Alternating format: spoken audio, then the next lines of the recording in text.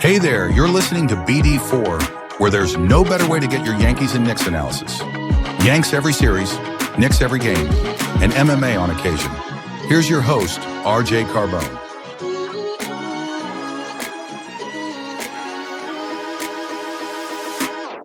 And a high drive into left center field. Stanley's going to watch another one fly. Are you kidding me? DiVincenzo a three. Bang! Bang! Knicks take a Take this chance to apologize to absolutely nobody. At the wall. See ya! See ya! See ya! Mr. Nova. Anthony for three. Bang! That one goes down and the game is tied. Rose, you shook up the world again. I did it again. But God did it, man. I really just had Gonna have to. Brunson running away. Oh my! He has been the best player to put on that uniform. Ball game over. Yankees win. The Yankees win.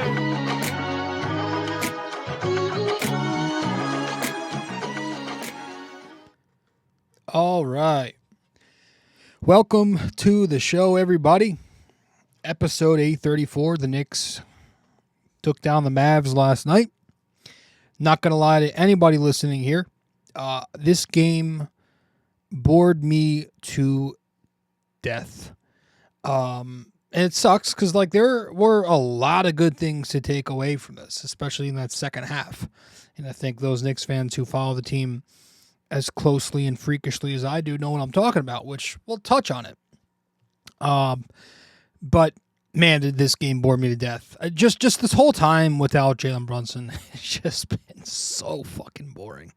And they were without Deuce McBride, Mitch Robinson it was the first of a back-to-back, assuming he'll play tonight. And then Dallas is just a horrid tanking team without anybody right now. It was a tight game after one. The Knicks were up 2. Tight game at the half. It was tied at 68. There was a lot of offense in that first half, especially the first quarter. The Knicks pull away in the third quarter behind some adjustments defensively by the head coach, and then they enter the fourth quarter up 14 points, and that's where Thibs adjusts the lineup. In the fourth quarter, early on, he goes with a lineup that we'll touch on. And the Knicks eventually go up by as many as 26 points later in the period after Shamet knocks down a 3. And they win the game 128-113 over Dallas at the Garden. 35 points. 35 points from OG Anunoby last night. Didn't feel like he had 35, but he was really good. Obviously, Towns and Josh Hart with triple doubles. Mikal Bridges, 21 points. And then, who am I missing? Campaign, 5 assists as the starting point guard.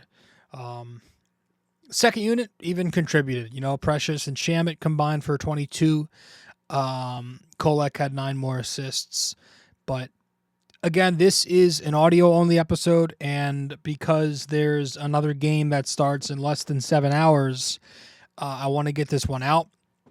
So it's going to be short. It's not going to be as detailed, and again, as boring as it was, there's a lot of important storylines from this game that you could take away, and I think the number one thing that I really want to press and touch on was that defensive adjustment. In the second half, and in the first half of this game, it was more the usual, right? In the first half, it was the same old floor of the Knick defense that we've seen this year, where it was just horrendous. There was a lack of cohesion. There were a lot of mistakes. They were taking Dallas a little too unserious. Nobody was really putting forth a respectable Knick effort, and at the head of it was the Knicks drop coverage on pick and roll. Towns and Precious were bad in drop. Precious wasn't moving very well. Towns was doing the usual with his hands down, backpedaling, and the Knick guards and their wings were not getting over well at the point of attack. And so Dallas was getting too deep in the paint. Every single time down, whether it was semi-transition or half-court offense, they were able to come off and get deep into the paint. And they would beat the Knicks either in the paint or they would beat them on a kick-out. So it was an issue, and it was more of the same. And that's been a problem for most of the season, where the Knicks allow these offenses to just get way too comfortable, and they allow them to just get off any shot they want and get to any spot on the floor that they want. And that's been very detrimental, right? It's dropped their defense from as bad as, I think, 23 or 24 in the league at times. But then you get these stints, and you need it to be a consistent thing. But it seems like whenever the Knicks do make those timely adjustments, you'll get stints where they look like a defense that can eventually, if it's not this year, next year, that can eventually figure this out. And Tom Thibodeau in this game saw the Knicks get tore apart at the seams, and he saw them allow damn near 70 points to a G League ball club. And he said, I've had enough of drop coverage. Let me tweak some things. And so Thibs in the second half had the Knicks go away from drop, and he mixed it up a lot. There was still some drop, but it was mainly high coverage, right? Leveling, hedging, switching. And so this way, the Knicks were able to take away Dallas's driving lanes and really prevent things up top at the point of attack. And that led to turnovers, right? You had a turnover, Cat had a bunch of switches onto Dinwiddie. Led to a turnover in the third quarter there. He had some switches and some hedges onto Brandon Williams. It led to a lot of missed shots, broken plays, forced kickouts deep in the shot clock. Just unorganized, bad offense for the Dallas Mavericks because the Knicks were able to play more aggressive coverage. And I think the most important part when you're playing an aggressive coverage with your bigs and they're up at the level, obviously the risk you're taking is you've got to stay connected on the backside. You got to rotate well, you got to tag, you got to recover.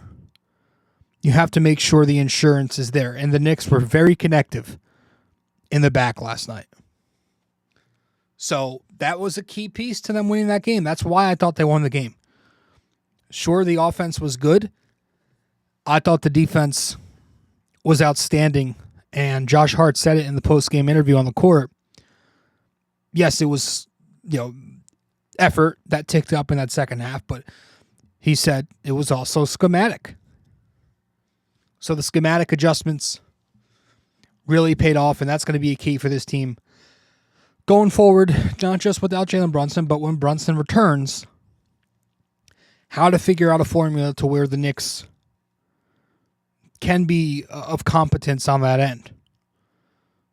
Mix in certain lineups, try to figure it out to where it's not just, Towns, Brunson being targeted and put into action every time a team wants to run pick and roll. So I think starting by being more flexible in your coverages and not just defaulting to a drop 80-90% of the time, that's where it starts. And speaking of flexibility, how about that lineup, to start the fourth quarter? Tom Thibodeau will rarely go to a 5-out lineup. If he does, it's not going to be for long. But you saw the Knicks in those 5-out minutes at the top of the fourth quarter go to an unconventional 5-out lineup. Right? It was Tyler Kolek, Landry Shamet, And they were out there with the starters. It was them two, Mikhail, OG, and Cat. And it provided, again, really good defense, but it gave you the spacing without a single non-threat on the floor and with the guys on the floor positioned properly. You know, and we talk about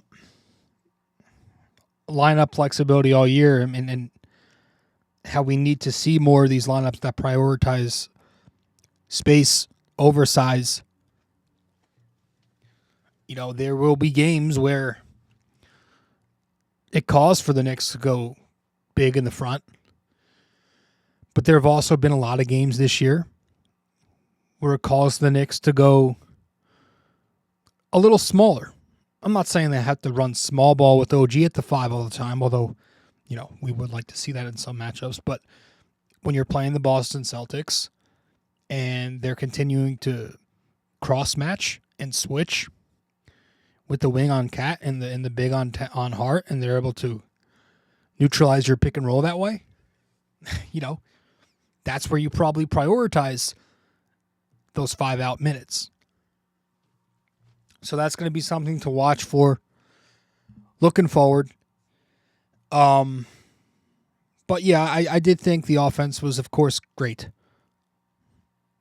You know, Dallas didn't really have an answer for the Knicks at all. Thought the Knicks were good in help beaters, switch beaters, just being able to counter coverages. Even with that 5-out spacing in the fourth quarter, there was a setup. The Knicks come across the court. It was about 5 minutes and change remaining.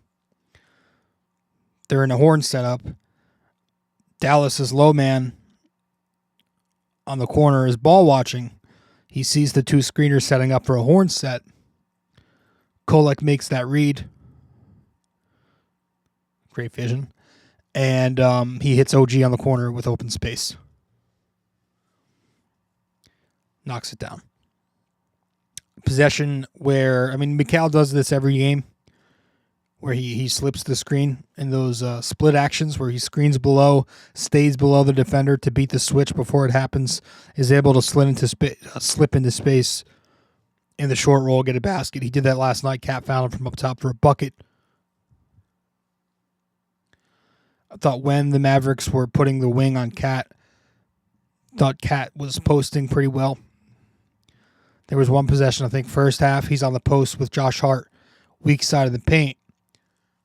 Hart's man overcommits. He pre-rotates to Towns on the post. Towns makes the pass to a cutting Josh Hart for an easy basket, and that's how you're going to beat those schemes. And I could have went to any of the Knicks' 3 best players from this game and handed either Cat, OG, or Hart the game ball. Went back and forth onto who I wanted to really give it to. Just felt like Towns was all over the place in this game. And I had to give it to him. Well, yeah, I mean, 26 points, 12 rebounds, 11 assists. He was everywhere. But it was the defense from Towns that really stood out to me. Forget the numbers. I could care less about a triple-double. I think that's a stat that people love to latch onto. I don't care. He was dominant offensively, but it was the defense that really, really changed the tone of this game from Karl Towns in that second half. Took him away from dropping. He's shown time and time, whenever they do go to these spurts where Cat's not in drop and he's up high, for the most part, he's successful in it. I go back to the Boston game when he was getting some switches onto Tatum, holding his own. But yeah, he was scoring, doing his usual, despite in the first half, you know, some bad spacing out there again with Precious at the 4, Josh Hart out there on the floor with him, despite the 8-man rotations, and he still got to his spots, got to his points, and did his thing. And I love the 3-point volume. I like the fact that he took 7 threes. I don't really care what he shot. He took 7 threes. That's important. Literally nobody else got threes up last night beside OG and Cat. Obviously, part of that is they lack a creator. But I thought he was scoring, defending. The passing was excellent. Delay offense, passing from up top, finding cutters. You love the one where he found Mikal. Mikal gets a look from zoom keep on a back cut. Right, Bridges is the zoom in this play. Cat's the keeper. Mikal back cuts off him. Cat finds him. Some really impressive passes, and he continues to be a really good facilitator when he's on the post. Similar to what iHeart was doing last year in those blind pig sets. And then you go to the second unit. I think Tyler Kolek gets it. Another good night for the kid. 9 more assists. Again, I love the reads that he can make so quickly. He's got good vision, really good in transition. Kid's obviously got to work on half-court offense. Talked about this in a recent article. Talked about it last episode. Don't know if he has any offense in his game besides the catch and shoot 3. Defensively, I actually think he's making good rotations right now. Don't think he's been a problem. Obviously, his size is an issue. Hasn't really been targeted too much yet. I mean, in the second half of that Washington game when the Knicks, had that epic collapse, yeah, he got picked on. But you're playing G League competition right now, so it's kind of useless to take much away from Kolek's minutes. But if he's doing one thing, it's he's earning Thibodeau's trust. And I think that's it regarding this game. So we'll talk about what's up next when we get back from break. Stay with us. Be right there. BD4 is available on social media for those who want to follow. You can find BD4 on Instagram at BD4Pod. You can find us on X at BD4Pod. And you can find us on Facebook by simply searching BD4.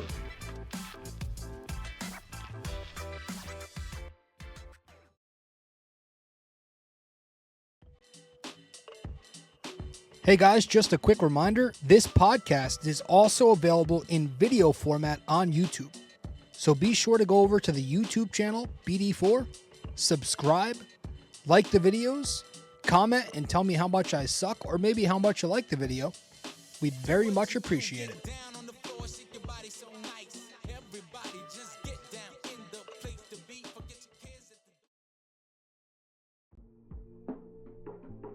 Don't have time to sit down and watch a video? You can listen to BD4 on Apple Podcasts and Spotify. Don't forget to give us a 5-star rating and review on Apple Podcasts.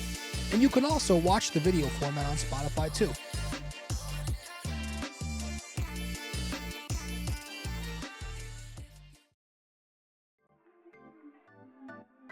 If you feel like supporting the podcast, you can Venmo at Robert-Carbone-JR-28. We really appreciate your support.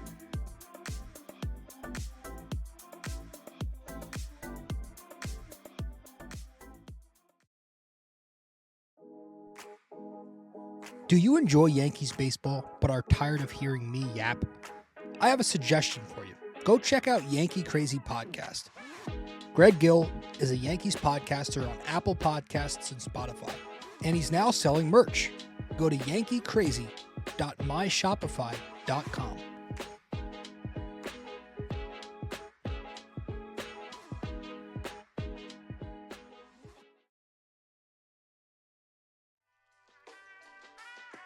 Stay connected with us. Visit BD4blog.com to explore our blog, tune into our latest podcasts, and follow us on social media. Thank you for being a part of this community.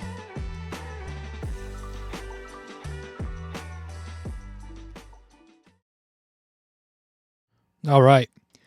So, up next for the Knicks tonight you got the second of a back-to-back, which hopefully means Mitch Robinson is ready.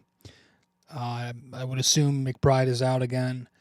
But second night of a back-to-back tonight, where the Knicks at 7:30 host the Clippers. So this will be a much tougher game, but, a game with more to take away. I guess. So you got the Clippers tonight. Obviously, the Clippers defeated the Knicks last time out. Let me see what's after this game. Clippers tonight, and then the Knicks go on the road. Friday, they're in Milwaukee. And then to wrap up the month, they're back home to host the Trailblazers. So, month of April is interesting. I mean, obviously, you got not too many games left. And you're playing some competition. But again, the standings are just about wrapped up, so you can't take...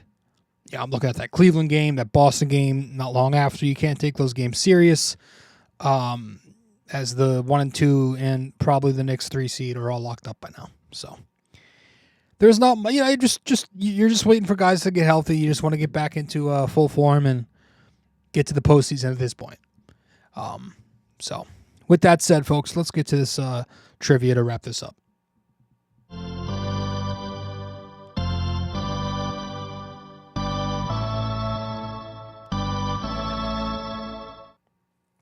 All right.